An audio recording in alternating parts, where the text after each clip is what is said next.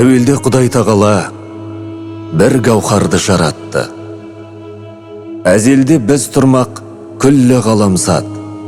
Жаратылыс атаулы жоқ болатын. Құдай тағаланың құпиялығы өзіне ғана аян еді. Сол жаппар иенің мен бір құпия қазына едім. Білінуді, танылуды қалап, ғаламзатты жараттым дейтін ғажайып сөзі бар.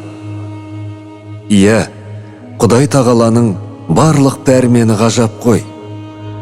Егер жаратпағанда, құпия қазынаны өзі ғана тамашалап қалатын еді. Бірақ ол барлық әлемге рахымы түсіп, жоқтан барды жаратты.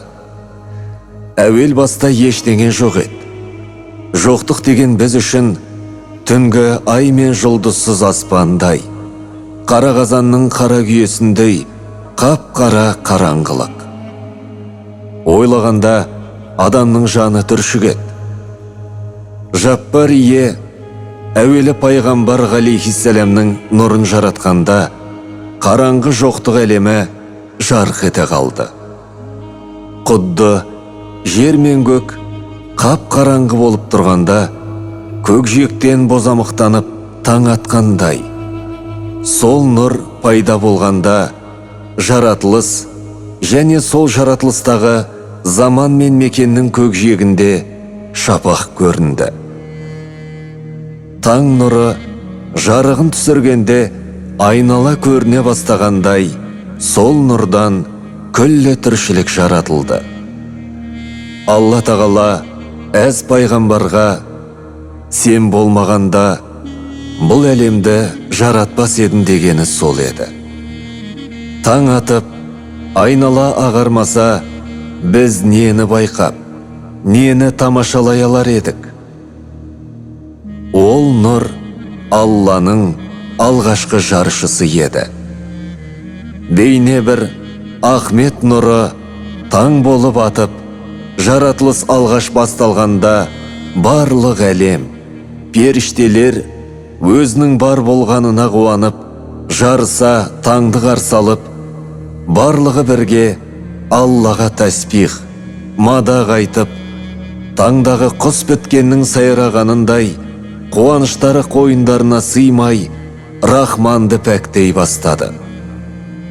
Мұсылман баласы таңда тұрып, намазда құбылаға бет түзегенде, осы бір жаратылыстың бастауын қайта тамашалағандай болады. Руханиятқа шомылып, нұрға малынып, ғажайып күй кешеді.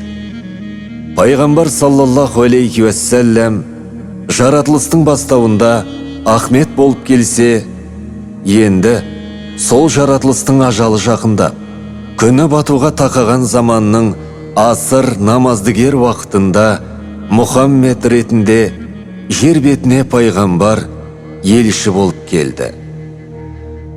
Жаппар иенің оған толассыз рахым салауаты мен шексіз сәлемі жауғай. Жаратылыстың күні ясына батуға тақаған шақта келсе де, күн қайта таң болып атқандай еді. Жер мен көк қайта оянғандай болды. Көк аспан жұлдыздарымен, айы мен күнімен бірге Алланы жаңа бір қарқынмен ұлықтаса, жер біткен жаңа көктемдей масатыдай құлпырып, бүкіл әлем зікірге толды.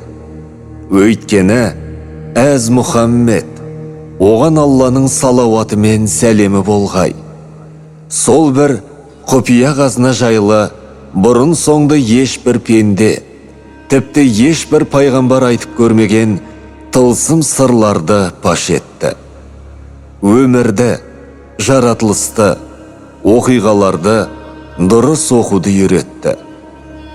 Оның өмірге келуі адамзаттың қайта тууы. Ол жаратылыс ағашының ең кәміл піскен жемісі.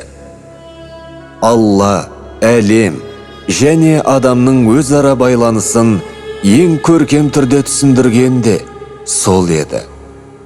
Ол хаққа шақыру ісінде үні шартарапқа жеткен жақсылықтың жаршысы. Ол Мұхаммед Мұстафа саллаллаху алейхи уәссәләм.